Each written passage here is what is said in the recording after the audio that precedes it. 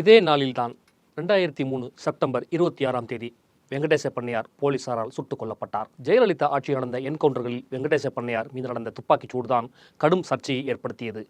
நாடார் சமூகத்தினிடையே வெங்கடேச பண்ணையாரின் மரணம் கடும் கொந்தளிப்பை உண்டாக்கியது. சிபிஐ விசாரணை நடத்த வேண்டும் என அன்றைய ஜனாதிபதி அப்துல் கலாமிடம் நாடார் சமூகத்தினர் கோரிக்கை வைத்தார்கள். அவருக்காக நடந்த இரங்கல் கூட்டத்தில் சிபிஐ விசாரணை வேண்டும் என தலைவர்கள் முழங்கினார்கள். சிபிஐ விசாரணை கேட்டு டெல்லியில் உண்ணாவிரதம் இருக்கப் போவதாக அறிவித்தார்கள். தன்னை சந்தித்த நாடார் பிரமுகரிடம் வெங்கடேச பண்ணையாரின் மரணத்திற்கு நீதி விசாரணை நடத்தப்படும் என்றார் ஜெயலலிதா. அதன்படி வெங்கடேச பண்ணையார் கொல்லப்பட்டதை விசாரிக்க நீதிபதி ராமன் தலைமையில் விசாரணை ஆணையத்தை முதல்வர் ஜெயலலிதா அமைத்தார். சில வாரங்களிலேயே நீதிபதி ராமனின் மருமகன் வெங்கடேசன் ஸ்ரீரங்கத்தில் சுட்டுக் கொல்லப்பட்டார். இந்த நிலையில் விசாரணை கமிஷனுக்கு தடை விதிக்க வேண்டும் என்று சிலர் கோர்ட்டில் தடை வாங்கினார்கள்.